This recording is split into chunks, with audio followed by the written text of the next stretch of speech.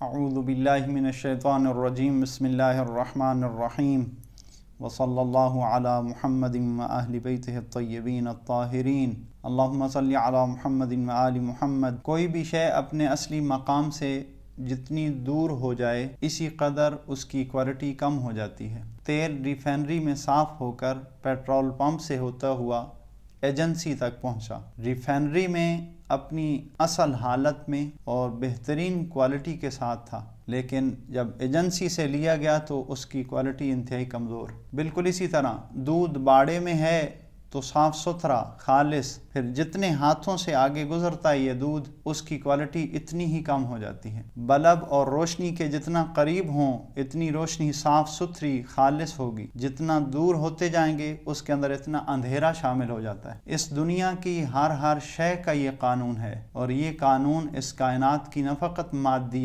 مادیات کو محیط ہے بلکہ حتیٰ علم کو بھی شامل ہے۔ علم بھی اپنے مرکز میں ہو تو خالص، یہی علم جتنے ہاتھوں میں آگے چلتا جائے گا تو اتنا ہی کمزور اور اس کی کوالٹی کم ہو جائے گی۔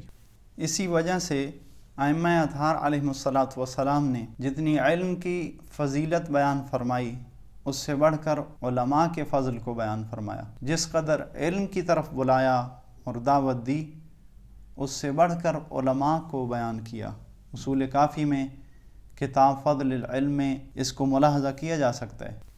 اتنی احادیث علم کی فضیلت اور علم کی طرف دعوت کے نہیں کہ جس قدر علماء کے فضل کو بیان کیا اور علماء کی طرف دعوت دی۔ اسی لیے امام زین العابدین علیہ السلام نے فرمایا علم کی فضیلت کو بیان کرتے ہوئے، قال لو یعلم الناس ما فی طلب العلم، تحصیل علم میں جو اجر و فضیلت ہے اگر لوگ اس سے واقف ہو جائیں، لطلبوہ ولو بسفک المہج وخوض اللجج، تو طلب علم میں جان کے چلے جانے اور سمندروں کے عبور کرنے کی بھی پرواہ نہ کریں۔ آگے فرمایا ان اللہ تبارک و تعالی اوحی الی دانیال علیہ السلام، اللہ پاک نے حضرت دانیال علیہ السلام کی طرف وحی فرمائی، ان امقت عبیدی الی الجاہل المستخف بحق اہل العلم التارک للاقتداء بہم، اس انسان سے مجھے سب سے زیادہ نفرت ہے جو خود بھی جاہل ہو اور اہل علم کو بھی اہمیت نہ دے اور نہ ان کی بات مانے۔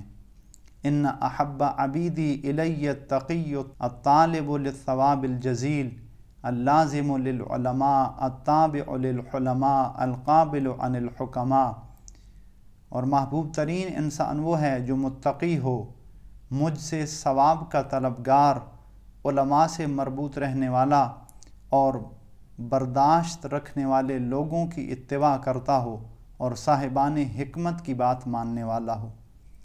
تو اس روایت میں امام زین العابدین علیہ السلام جتنا علم کی طرف بلا رہے ہیں، جتنی علم کی فضیلت اور اجر کو بیان فرما رہے ہیں، اسی قدر علماء کی طرف دعوت دے رہے ہیں، کیونکہ علماء ہی علم کے اصلی مرکز کے قریب ہوتے ہیں۔ علماء کے ہاتھ میں موجود علم انتہائی خالص اور اچھی کوالٹی میں ہوتا ہے۔ علم کی اہمیت کسی سے ڈھکی چھپی نہیں۔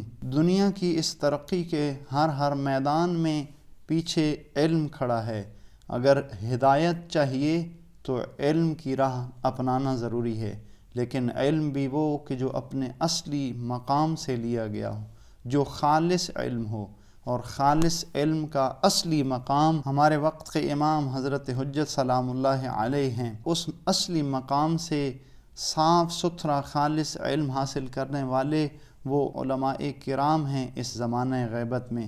اسی وجہ سے امیر المؤمنین حضرت علی ابن ابی طالب علیہ السلام نے فرمایا فإنما مثل العالم مثل النخلة تنتظرها حتى يسقط عليك منها شيء، عالم کی مثال پھل لگے کھجور کے درخت کی سی ہے کہ جس کے نیچے تم بیٹھ کر انتظار کر رہے ہو کہ کس وقت اس سے کوئی کھجور گرتی ہے اور میں اس سے فائدہ حاصل کرتا ہوں۔ فرمایا والعالم اعظم اجرا من الصائم القائم الغازی فی سبیل اللہ، عالم کا مقام کہیں بلند ہے اس روزہ دار سے کہ جو قیام کرتا رہے، عبادت کرتا رہے اور اللہ کی راہ میں جنگ کرتا رہے، اس سے کہیں بہتر مقام علماء کا ہے۔ علماء ہی وہ ہیں کہ جن کے پاس خالص علم ہوتا ہے، وہ مرکز اور علم کے اصلی مقام کے قریب ترین ہوتے ہیں، اور جو بھی علماء سے دور ہوتا ہے، جتنی دوری ہوگی اسی قدر ان کے علم میں جہالت شامل ہو جاتی ہے۔ جیسے کہ روشنی سے انسان جتنا دور ہوتا چلا جائے، اسی قدر اس روشنی میں اندھیرا شامل ہو جاتا ہے۔ اللہم صلی علی محمد و آل محمد۔